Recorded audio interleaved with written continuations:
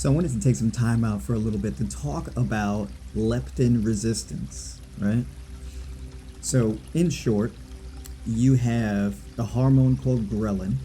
This is a hormone that makes you feel hungry and encourages you to eat.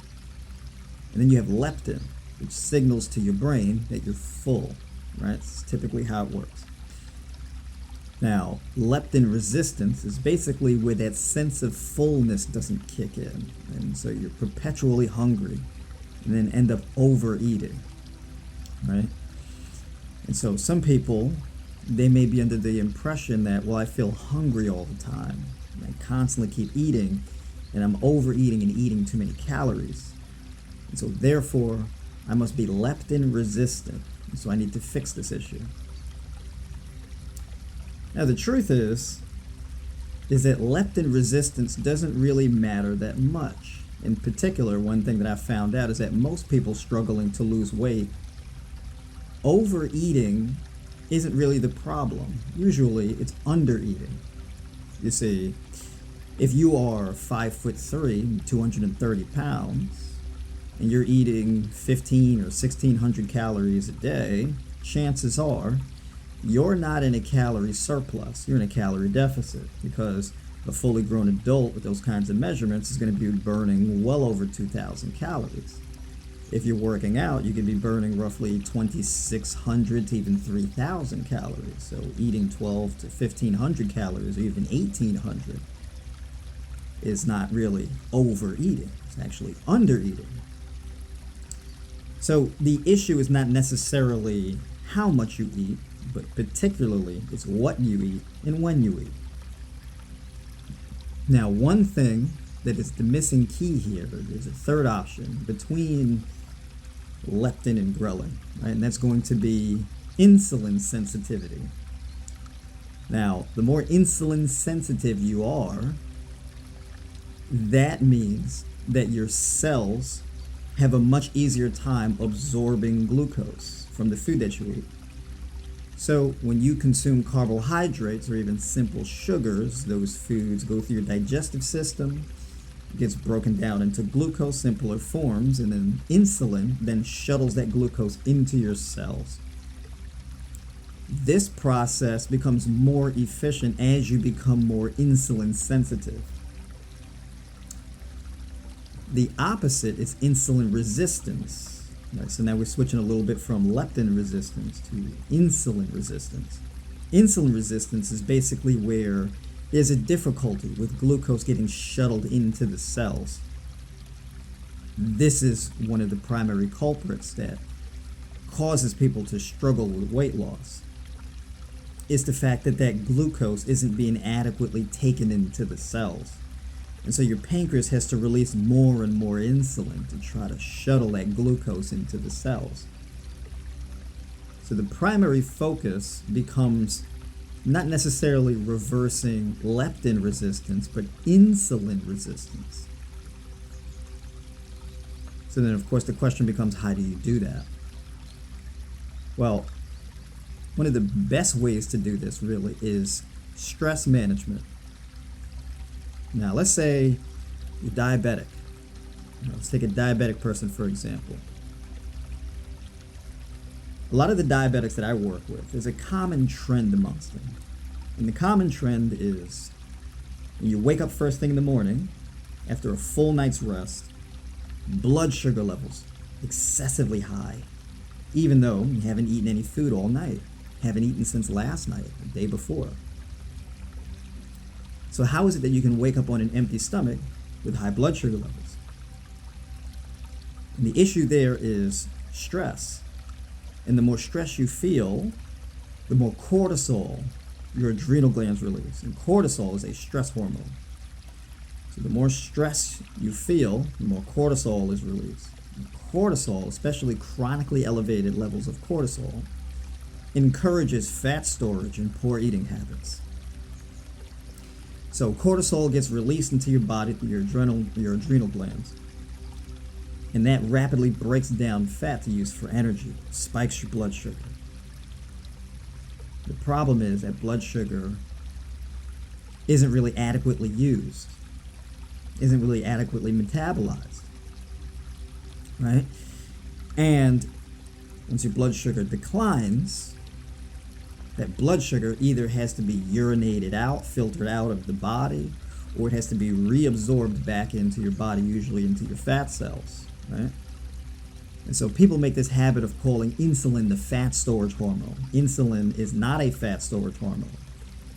It is an anabolic / storage hormone in general.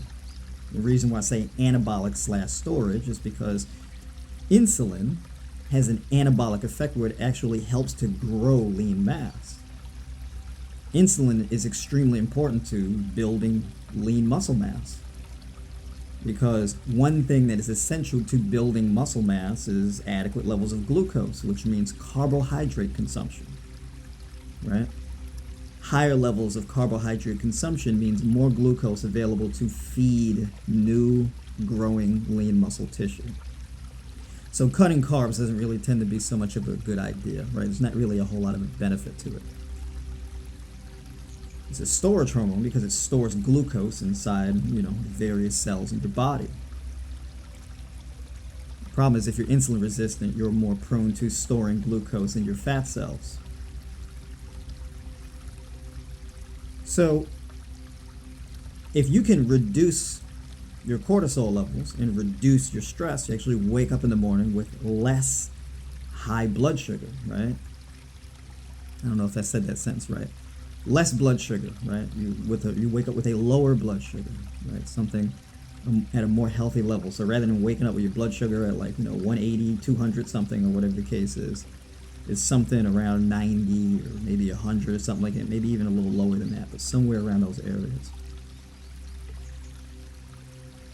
Now, if you are very good at stress management throughout your entire day, and you leverage food and honor your hunger cues, because when you feel really hungry and you don't satiate your hunger cues, that actually raises your stress even more.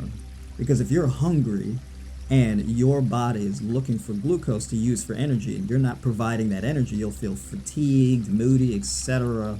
And then what happens is that cortisol gets released in order to deal with that stress, and you have this perpetuating problem of chronic stress. And then over time, this leads to bad sleep quality, mental health, etc. Right? So basically, nipping that in the bud would be to eat more frequently throughout the day. Specifically, having, let's say, a high fruit diet. So imagine throughout the day you're eating bananas and mangoes, pineapples, apples, grapefruits, grapes, kiwis, strawberries, coconut yogurt, avocados, things like that, right? And what happens is the reason why these food choices are so good for lowering stress is because they're packed with things like tryptophan, tyrosine, magnesium, potassium, water, and an abundance of glucose that's easy to use for energy, right? These are not complex carbohydrates that take a long time to break down in your digestive system, right? Fruit is very easy to use for energy. It's very easy on your gut. And fruit is also some of the best foods that you can eat to improve gut health. And as you improve gut health, this leads to lower levels of stress. And as you provide more easy-to-use glucose to your body, this also lowers stress. And then when you have these fruits that are conducive to creating more serotonin, more melatonin, more endorphins, more dopamine, right, which is what these fruits are known for doing, that also drives down stress because those are all feel-good hormones that those fruits help to regenerate and release. So basically, you keep tapping into those hormones that work against your stress to bring your stress down. Now, we've all heard the term emotional eating, right? You feel stressed, it causes you to have bad food cravings and stuff. What happens when that stress is no longer there? Because you're then satiating your food cravings and you're lowering your stress with some of the food choices I just mentioned. Guess what happens? The sugar cravings go away because you're feeding your sugar cravings with that beautiful sugary fruit, right? Sugar's not your enemy. It's the primary source of energy that your brain uses, right? So if you have brain fog and you have a fruit eating habit, you'll notice a lot more mental clarity than normal, right? And so eating 5 or 6 meals a day, high raw vegan meals, let's say you're eating fruits throughout the day, fruits, leafy greens, nuts and seeds throughout the day, And then towards the end of the day, you have more of a cooked meal, right? Carbohydrate-rich cooked meal with chickpeas, black beans, diced onions, bell peppers, hemp seeds, basmati rice or wild rice, right? Lentils, things of this nature, right? Quinoa, kamut berries, etc. And then going to bed eating some tryptophan-rich, serotonin-rich food like kiwis or bananas or mango or something like that, or papaya or honeydew. Right? You eat that before bed. You'll improve your sleep quality.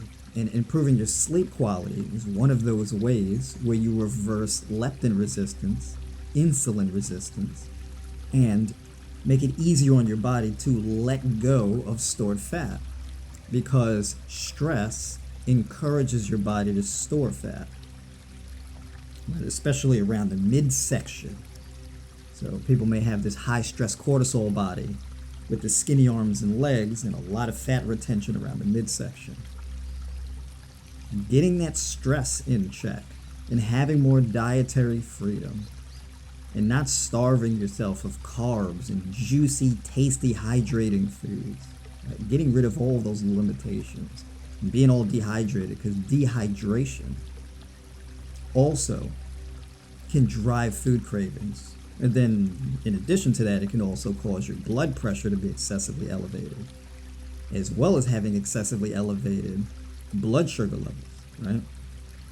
So this way of raw vegan or high raw vegan eating with an abundance of fruits throughout the day, frequently eating about 4, 5, or 6 times a day, this is one of the best things that you can do to lower that stress and get those hormonal levels in control.